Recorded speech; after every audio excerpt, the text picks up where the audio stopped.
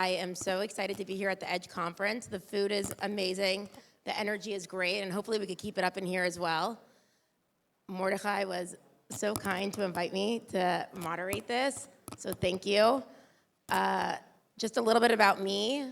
I run Study Notes ABA, which is a test prep company, people studying to become BCBAs. So we work heavily with BCBAs, and now after they pass the test, we help place them at different companies. So if anyone needs hiring help, that's what we do. I talk to lots of BCBAs every day. But now I'm gonna hand it over to our panel of experts to introduce themselves a little bit. First, Mordechai, take it away. Pleasure to be here. Mordechai Meisels. I'm the founder and chief clinical officer of Encore Support Services, a multi-state ABA organization and related services, and also the founder and CEO of Chorus Software Solutions. Hi everyone, my name is Chris Jones. I'm the CTO and co-founder of a software company called Clinivise, where we're working on ABA analytics and workforce data, along with creating transparency in reimbursement rates for rate benchmarking and market expansion. Hello, my name's Ellesha LeCluyse. I'm an attorney at Garbacz, Zlotowitz. We are a corporate health firm. We specialize in healthcare, and we do regulatory compliance and transactional work for all sorts of healthcare companies, including ABA therapy providers. Hello, my name is Kim Finger, and I am the founder and CEO of ABA Building Blocks, which is a business services. Sorry, I don't think that's working. Business services, not working. Yeah. Let's go ahead and get you a new mic.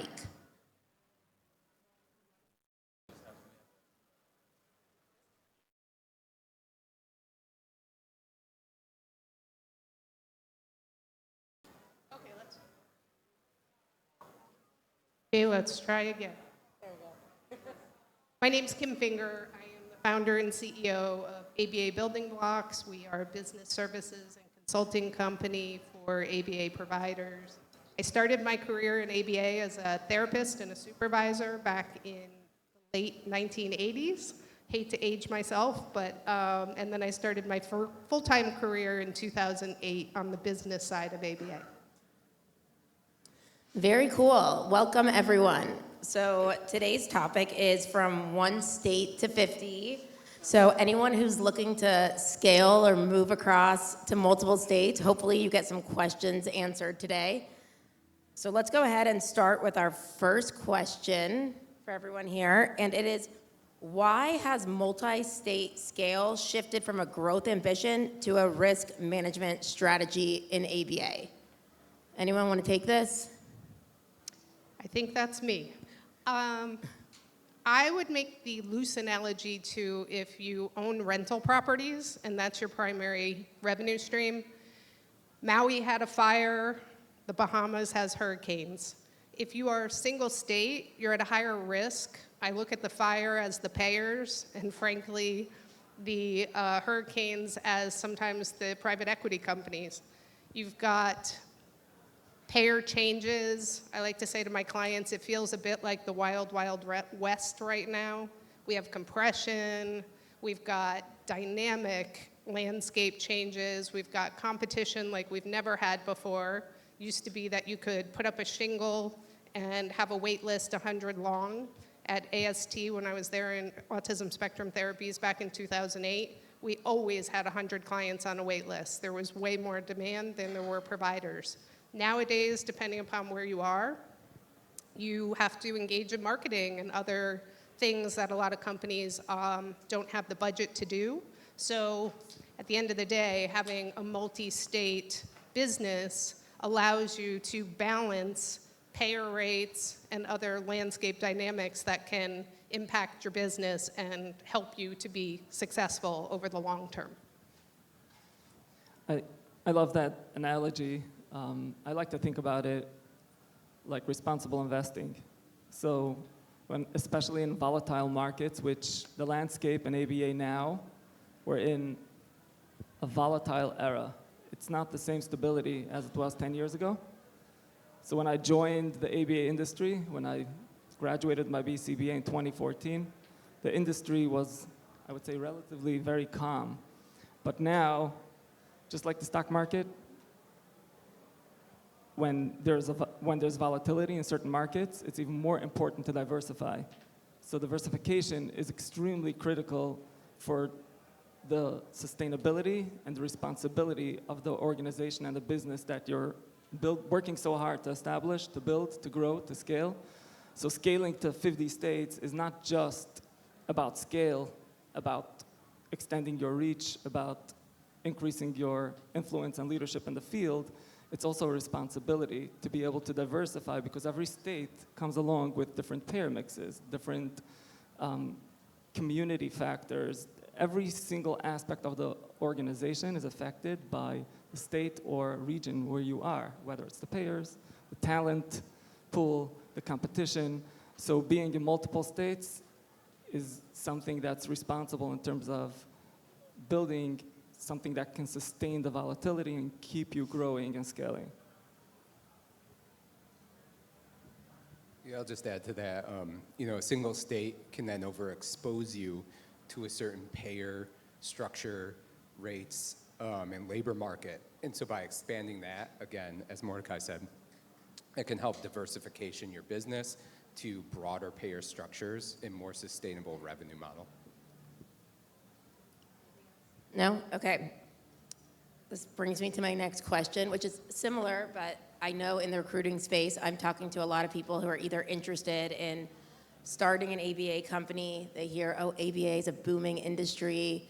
I knew someone who knew someone with autism. I think this could be a good business. Maybe they want to get into opening a single clinic. But what happens when an otherwise excellent clinic, they're doing everything right, it's ethical, BCBAs are happy, stays single state for too long? Do you think it could be successful, or it creates a problem? I absolutely think I have a lot of clients who are successful as single state providers, single region providers. Granted, higher risk.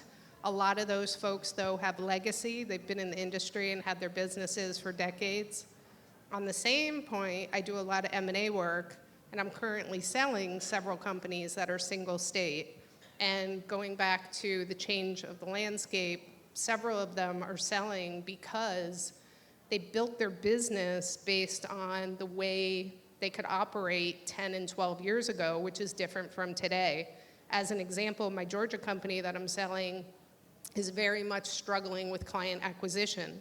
Any of you who are in Georgia or have considered Georgia, 5 years ago, again, you could put up your shingle as an ABA provider and you would have a wait list a mile long. Today, depending upon where in Georgia you plant your roots, you're gonna have big box companies, other single proprietor agencies, and these folks can't afford the marketing spend.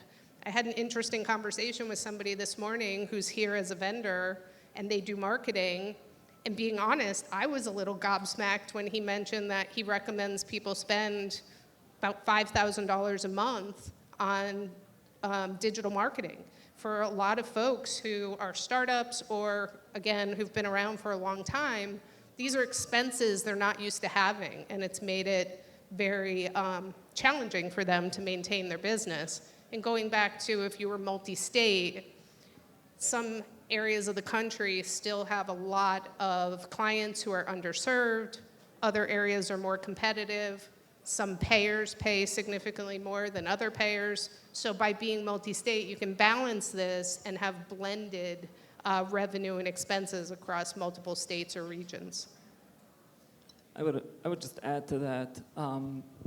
I've seen and personally experienced in areas at Encore where we're heavily regionally dense, for example, in New York, to see what can happen literally with one budget, this executive decision, where it can be catastrophic to an organization, where again, just the risk factor of being highly concentrated in one state, you're not prepared to deal with a natural or any other type of disaster. Yeah, to piggyback off of that, from a legal perspective, if there's one regulatory change in one state that requires you to totally switch up your business model, or maybe a state has Medicaid changes where they completely change their reimbursement rate, they make it much harder to get the rates you were getting before. You know, if you are only in that one state, it's going to impact your whole business essentially just based on, you know, maybe even one politician's mood that day. So there could be a lot of variables if you don't diversify and see what happens with a lot of other regulatory schemes. And then one thing to add, I guess, for that market saturation, you know, over time, you're going to see increased competition and more saturation and density with regards to other clinics. And so that's going to eventually eat into margins in increased competition for talent and talent pipeline. In addition to another thing that we're looking at right now, we look at a lot of rate data. So over time, how are you monitoring rate drift? So is the reimbursement rates that you negotiated 5 to 10 years ago still aligned with the cost of service delivery in your region currently? Are what you're currently billing aligned with what other providers are getting? And so those rate drifts over time, especially if rates cut back because payers are looking to cut costs, that could again really eat into your margins at the bottom line. Thank you. Okay, next, if I were choosing a state today or tomorrow, what considerations or variables should I keep in mind aside from just emotional ties to a state, what you hear about a state? How do I choose? Not that just everyone goes to North Carolina. I know in the recruiting space, I get calls daily about North Carolina. I never knew I'd be speaking about it so much in my life, but I want to know, what is it that is helping people choose? Because obviously when you choose a state that has a higher pay rate, you're also fighting for BCBAs or staffing. Yeah, I guess I'll take that. So that's a very complicated question, you know, what state to go in. And so the first thing you need to do is separate interest with operational viability. So states that might look good on paper might just be poorly misaligned with how your business fundamentally operates or how you want to run your business. And so things like, again, market density, market saturation, and then initially we often look at serviceable population.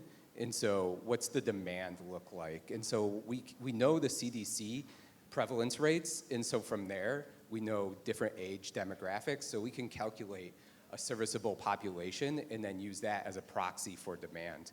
But what's also important to keep in mind is not just demand, but access. And so not necessarily do those populations have access to care, but broader regulatory access in those markets, such as authorization limits, utilization rates, and even being able to get in network with providers, because as market density increases, what we're seeing that is then limiting or preventing people to get in network contracts, especially with certain MCOs, as they're looking to control costs as behavioral health continues to increase.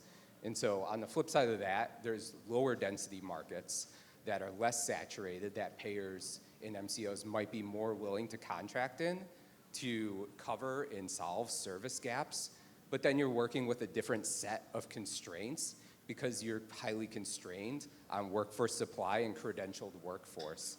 And so in those instances, then you need to understand not only is there a serviceable population and demand, but is there enough sustained and credentialed workforce and talent pipeline that if you do open and operate, are you going to be able to service that population and bill at scale where it actually makes it economically viable to cover those operational costs and overhead? I'm going to piggyback on that because I agree with everything you just said. we get asked this question. I literally get asked this question probably 3 times a day. Which state is paying the most? Because that's where we're going next. And it is not the only factor to consider, just like Chris said. I break it down to do your research, literally.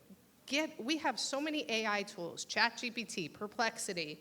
It is not hard in this day and age to look at the factors that Chris just mentioned. Where are young people, where are populations, regions within a state growing? Birth rates. Yes, payer rates are important, but is there a college or a university nearby where you're thinking about planting your roots? We used to call them ABA deserts. There were areas of the country where there were no ABA providers, and I used to laugh and say, or sort of laugh, but I would say, if there's no ABA provider, there's a reason. It's not like you just dug and you found gold. There's a reason that nobody's there. So be thoughtful.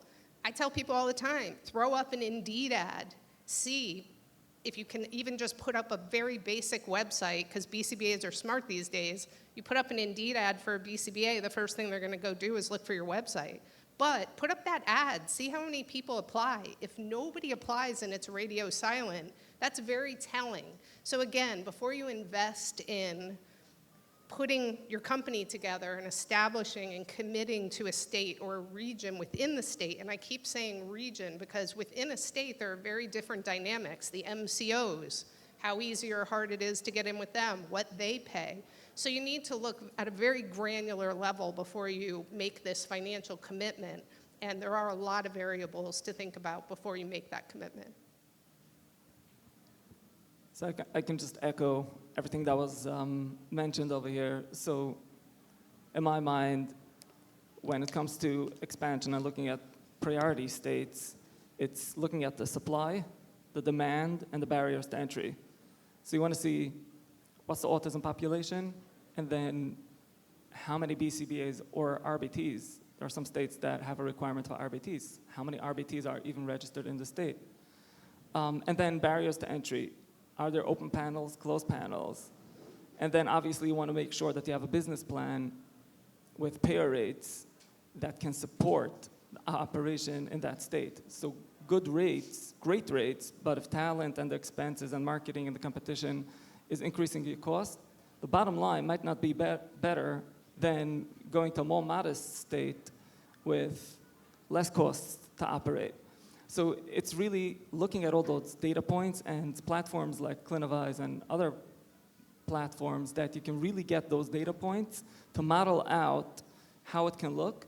But I would just add that as much data you have and as much research you'll do, the best research will be by actually being in a market and learning from that experience. And that's another reason to diversify. As you're scaling and growing, some will be hits and some will be misses.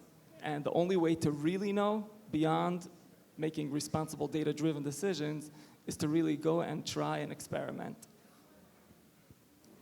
An important regulatory barrier to entry to think about is that some states have what's called a corporate practice of medicine restriction, which many of you may be familiar with. If you're not, it's essentially a law that says corporations can't practice medicine. And that trickles down to ABA providers, and the state says we don't want companies that are owned by unlicensed individuals providing healthcare services because they think that doesn't have the correct levels of supervision. They don't think the clinical care would be, as on point unless you have a licensed provider who owns the company. So there are a handful of states where that is a requirement. A BCBA must own your ABA therapy company. And there's still several avenues where unlicensed people can, partner with these companies. There's structures, an MSO structure, Management Services Organization, is a pretty common workaround for these corporate practice of medicine states. But that requires you, if you are not a BCBA, to take into consideration, do you have a BCBA that you trust, you work with well, you would want to bring them into your corporate ownership structure when you're building. So that's a really important thing to think about. There are some states where I like to use the term wild, wild west. And they don't really care who owns it as long as the licensed person is actually providing the clinical services. But that is one of the biggest regulatory barriers that you have to keep in mind. And some of the states, like New York, I guess it pays a lot. People really want to go there. But there are a lot of compliance requirements. So you are opening yourself up to more risk. The more laws there are, the more opportunities for enforcement. And the more enforcement there is, the more opportunities for them to recoup your payables after you've received them. And just to say, this is a huge issue right now because some of you may be aware, may not be aware, but Illinois, unless something changes, as of January 1st, 2027, 100% ownership must be by a BCBA.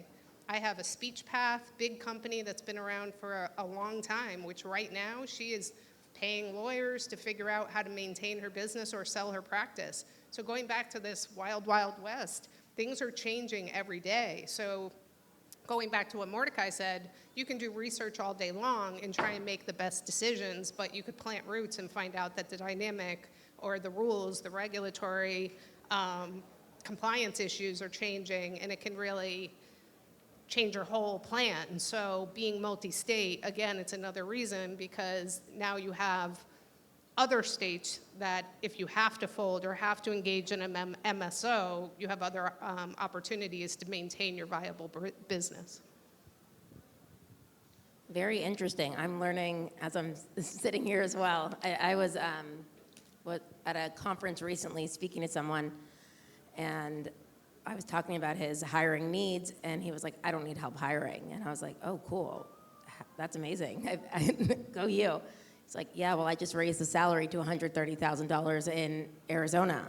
I was like, how'd you do that? And he was like, because I can. And I was like, okay, well, how can you? And he was like, well, we have services that we do in Indiana and here. And so that was interesting to me. And what you guys are saying about these higher pay rates in certain places, I know when I'm speaking to the actual candidates, it is harder to get someone to move to middle of nowhere, Nebraska, than it is to Dallas, Texas, right? So even if there is a higher pay, good luck finding someone. And if you do have that one person, relying solely on that one person can be dangerous because when they go, you're lost. So hearing you guys say this is confirming what I learned at this last conference. Okay, so now, next. How should operators think about states with closed panels? I actually just asked Mordechai what that was right before. I don't work in any of the insurance space, so I'm learning. Should they avoid them, work around them, or lean in? And can you explain what this closed panel is for anyone who, like me, just might be learning today? Okay. Closed panel is basically when a payer says we're not accepting any more applications to become an in-network provider. So again, it's another variable. It's another consideration when you're thinking about your expansion plan and where you're going to go. But I could list off a lot of states. Way back in 2014, Anthem in California was closed for 8 years. That did not necessarily deter people from starting a business in California. Arizona was closed for quite a while, opened up. So the point is, panels close, and it's because they have enough service providers to meet the need of their policyholders. But we all know autism population is growing, so even though they may have a closed panel today, that panel may open tomorrow. You can attempt to get a single case assignment, which is essentially having an authorization to provide services for one client. You're not in network, but you get the benefits of being an in-network provider for that particular client. One thing I would say is if you are in a state or you expand into a state where there are payers who are closed, leverage your clients' parents, leverage the families to call the payers on your behalf and say, we've been on a wait list for 4 months, 6 months, 8 months. This company has immediate availability, and we want to have our child serviced by this business, and that will help you. It will go a long way, especially if they are requesting on your behalf. I would just add that closed panels and states with greater barriers to entry also present opportunity. So if you do figure out how to get through those barriers, there's less competition and potentially more demand, and it opens up great opportunity. So think about if you have different specialties that others don't have that might convince a payer that there's a need. If you have the ability to service clientele with specific languages that are more unique, and if you have BCBAs that speak those languages, or other clinical differentiators that might get you through a closed panel, which gets you into a state where there's greater barrier to entry while you're in it. So that's something that should be looked at, and with a little bit of effort, or sometimes it takes lots of effort, and persistence, it could land something really valuable. So that's just one grassroots strategy, but this is another area where M&A can also come into play. If you know that there's a business that does have those contracts and maybe looking to exit, maybe not doing well operationally, it might be a great opportunity to acquire a business that comes along with those contracts so that it accelerates you into those markets. Another thing I just want to mention about this too is if you go into a state and there's closed panels and you continue to provide business there with as an out-of-network provider or in-network with other payers where you can get contracts, you want to have your outcomes. We're not talking a lot today about clinical, but outcomes are really important. Clinical excellence is important. If you are tracking outcomes, everything from the first call that somebody makes to your company with interest in you providing services, to the time it takes you to do the behavioral assessment, to the time it takes you to get them providing direct care, to all of the clinical outcomes that you can be tracking, which we could go on and have an entire conference around that. But the point of why I'm bringing this up is you can leverage those outcomes and KPIs when it comes to the panel opening to get better rates to negotiate for yourself when you actually become an in-network provider. So instead of coming in at the base rate that they might be paying for 97153, you've got data behind you to say, I have been in this state, I've been providing services for a year. Here are my data points to show you how successful I am as an excellent ABA provider based on all of this data I've collected. And you can use that potentially to get higher rates when you become an in-network provider. I've seen that in my experience, but just to add a little bit color. So the reason why the insurance companies care about those quality metrics are not really because they care that much about quality. I mean, they care, I hope, but it's more that you can present a case that with higher quality, you can have greater outcomes with lower utilization, which that's really what they care about. So presenting a case that you have higher clinical standards so that you can do more with less hours, that's something that, and if you can prove that, that's something that payers really care about. And then I would also add one more aspect, that in areas where there's a network access challenge, showing and proving how you can quickly onboard patients from data application to treatment is something that payers would really look at and care about. So it's something, while you're presenting a case and highlighting your differentiators, thinking about the utilization rates and access speed is something that can really help negotiate a contract.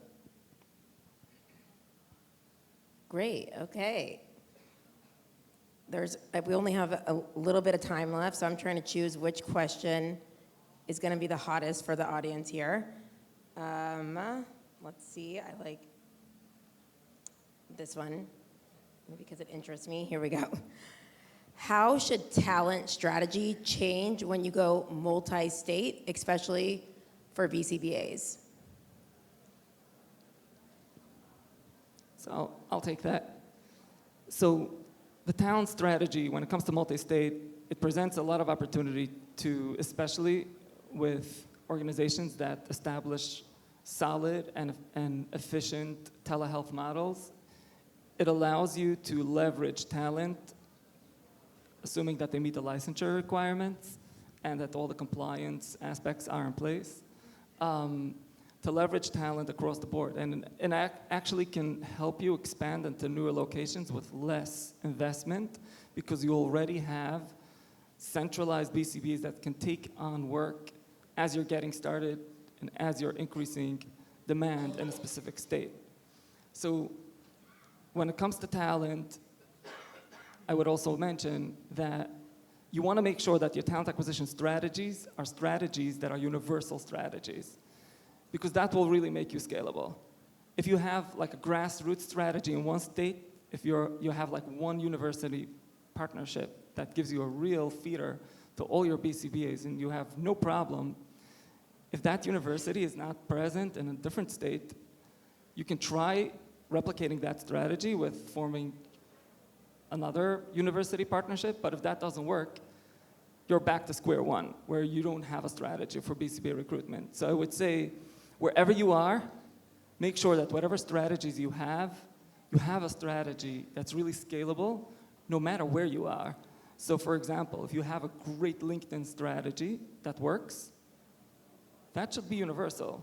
And that should really be the test of how efficient and scalable that strategy is. But once you figure that out, then you have a strategy that works for 50 states.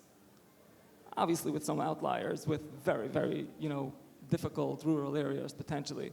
So my recommendation is look at your strategies, make sure that it's a strategy that's one size fits all. And on top of that, you can layer additional strategies in your locations, but not that you're left with a state without your core strategy and you're starting from scratch.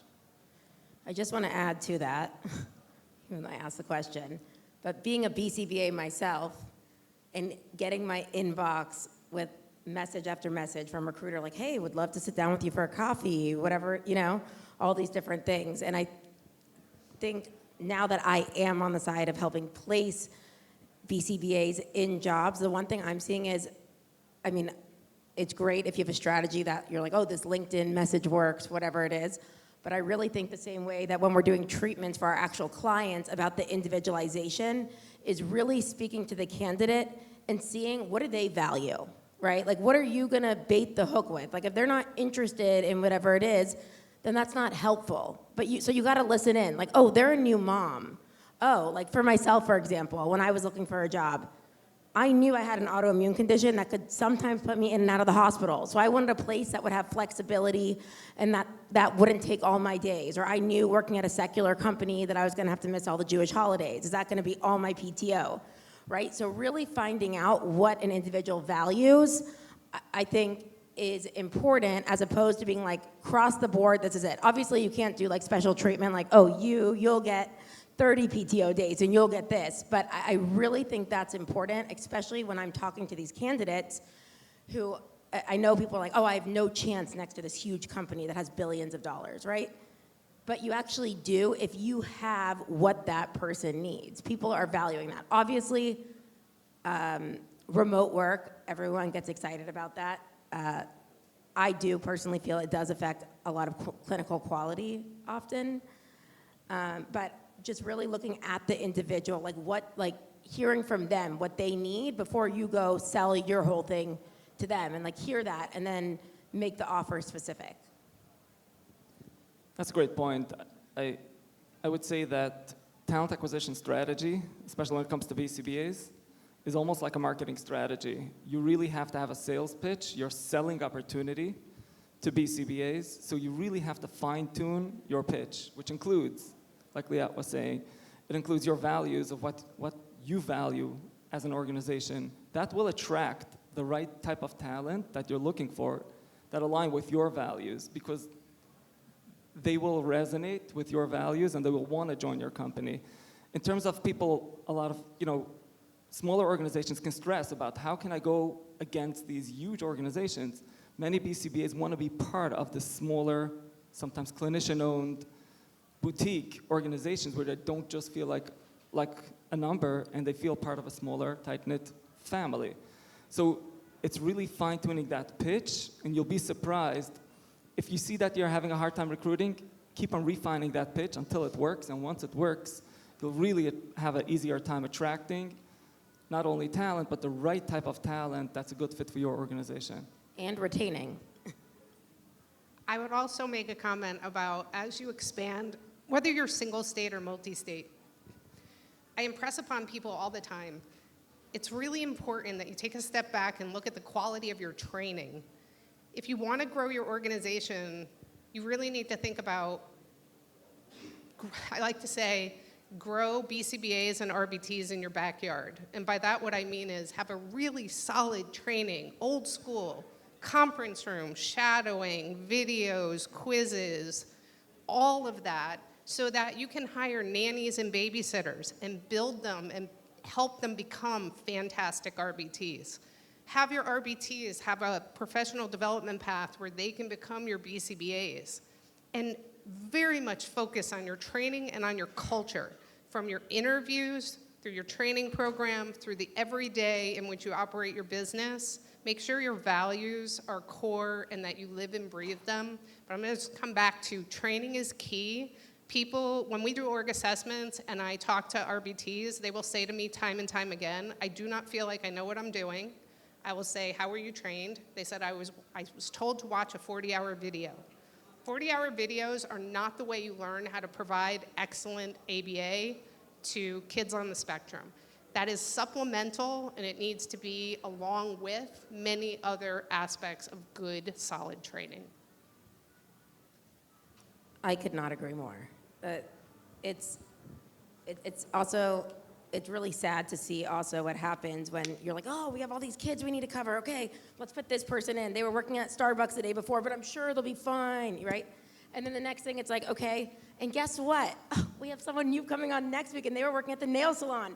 You, Starbucks, are now going to be training nail salon, and what's happening to the services is, and this is also why ABA gets such a bad name. Like, I hope everyone's aware that we do get a bad name for a lot of things. People do see it as dollar signs, which, like, yes, there is opportunity there, but if you are not training and you're putting that as a low value item, you are making ABA worse, and people are not going to stay. When they don't know the why of what they're doing, and you're just like, hey, count every time this kid drops to the floor in tantrums, they're going to leave. Like, they leave the job. That's what happens. So just really, I can't emphasize that enough because I get that all the time. Also, when they come into my test prep program, and that's another thing, like invest in their training for the exam. Grow them within your own company. That's the best way to do it, that they want to stay. Otherwise, they're just getting their hours with you and they're out. All right, we have one, oh, it is exactly the time. Should I ask one more or should we be on time? Huh?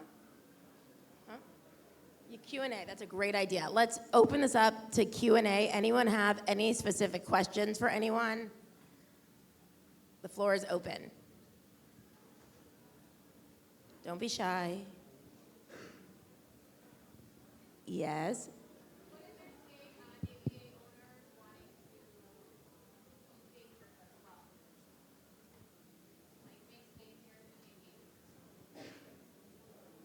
I asked, what is your take on ABA practices wanting to include daycares as part of the services?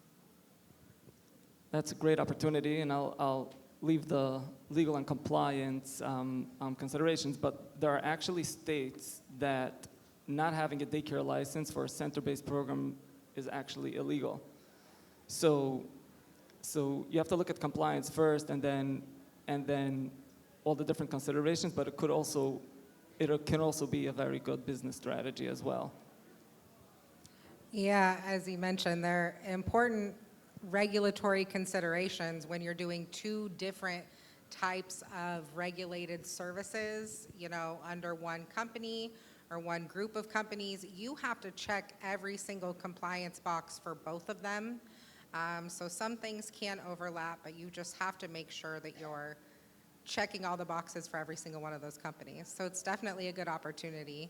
It probably helps people be more congruent in those two different sets of elements of a child's life, but there is a lot of regulatory red tape for both, so you just have to make sure that you handle everything correctly for both different regulated industries.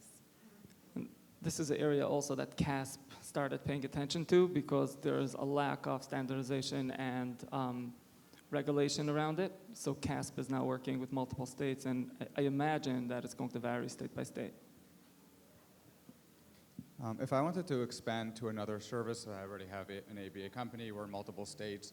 What's the first service you recommend that's best suited to, that would go well hand in hand with ABA? I can take that.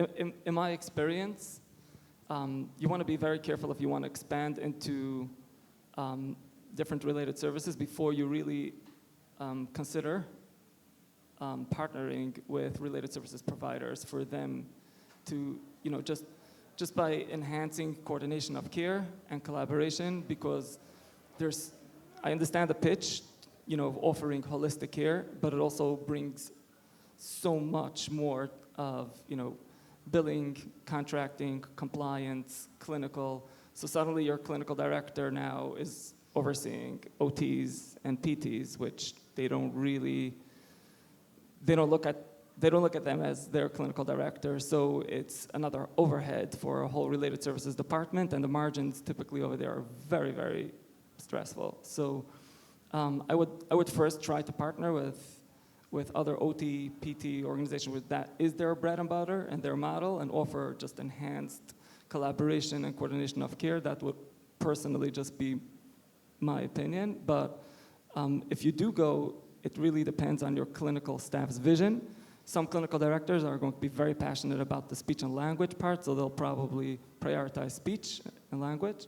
Others might really be very passionate about the sensory components, and they would want to push OT. So I would say if you choose that path, empower your clinical directors to have a voice in that decision so that you get their buy-in, so you have enhanced collaboration and leadership going forward. I would also piggyback on that and say CASP did a webinar, and if you could get your hands on it, where they talked about the struggles that that ABA providers are having to stay afloat financially if they're not multidisciplinary. So that is something they did a whole webinar that's out there on. Mental health would be something I would recommend people consider. Again, looking at compliance, you need a psychologist or a licensed mental health worker to oversee. But the reason why I suggest mental health is, from a clinical standpoint, it's very much needed. You can provide services to the family members, to the parents. But in addition to that, people don't recognize that the rules are different. There's what's called limited license holders. So somebody who is getting their hours to become a licensed mental health practitioner, you oftentimes, depending upon the state and the payer, you can bill at the psychologist rate, even though the limited license holder is the one providing the service, which is very different from ABA. So you could be paying somebody $35 an hour, and you're billing at $200, $300 an hour at the psychologist rate, just like going to physician's assistant, where the physician's assistant is getting billed at the physician's rate. Again, the caveat is talk to the law firm, make sure it's compliant with the payer and the state. But I do have a lot of clients who are supplementing revenue and doing really well financially because they've added that service, and it's very much clinically needed as well. So that could be a great add-on.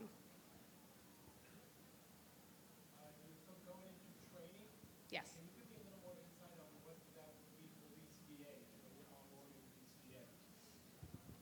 Actually, I'm going to pass that baton to Liat.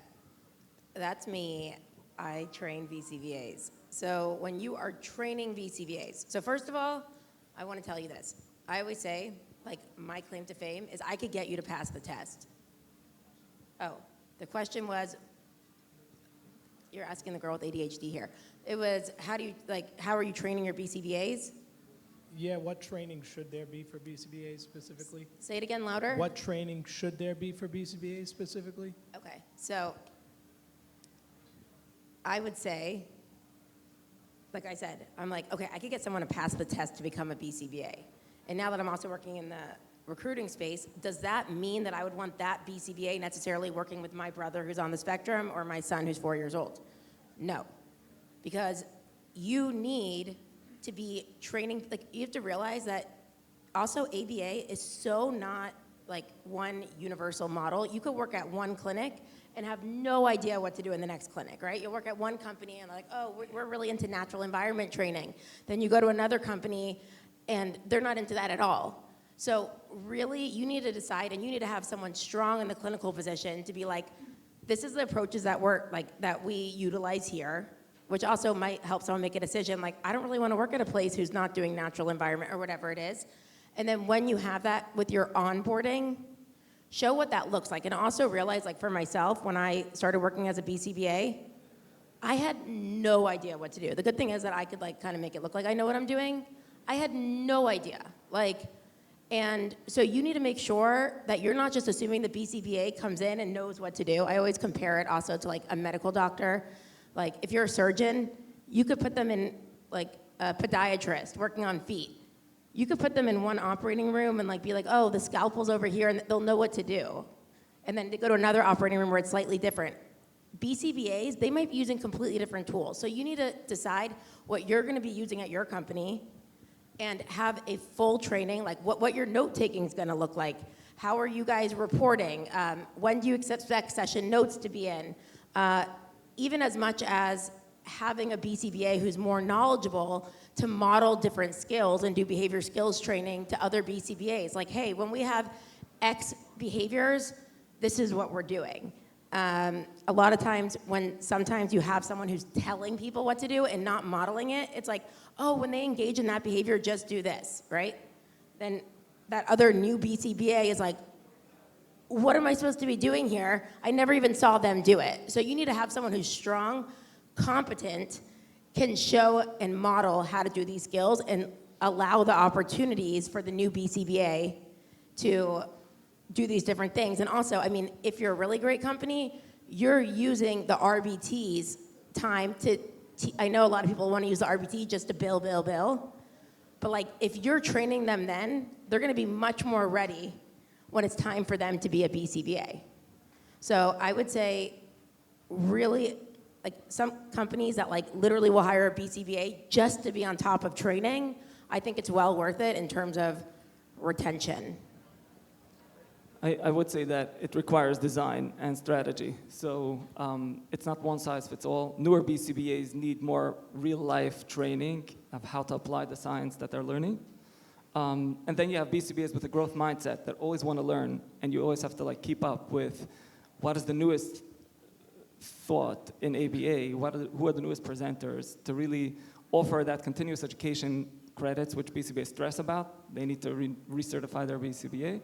So taking care of that, and then also making sure that you're listening to your BCBAs in terms of doing for the BCBAs in the room, doing a preference assessment of what is important to them so that you can design your training strategy. And then one last thing is that beyond studying for the test and getting BCBAs to pass the exam, there's one component that almost is not included in any of the BCBA training or task list, which is leadership.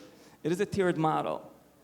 You have BCBAs that are coming, many of them are special educators or different related fields. They're used to working with children. They're coming into a leadership role, which is a BCBA that's leading and guiding behavior technicians. There is nothing in the schooling that covers the leadership abilities and the skills, and that's something that many BCBAs can really learn to grow from. So that's another area of training and professional development, something that's new and novel to them, that's needed in everyday, practical, real-life work. I'd add soft skills as well. A lot of people are missing soft skills, which could affect, if you have I would actually get them find trainings on soft skills, because if you have a BCBA and everyone hates working under them, you're gonna lose all those people. And the parents hate them as well. So just keep that in mind. Huh? Okay, that's the end, everyone. If you wanna ask any questions or get autographs from this amazing panel, come on up. Thank you.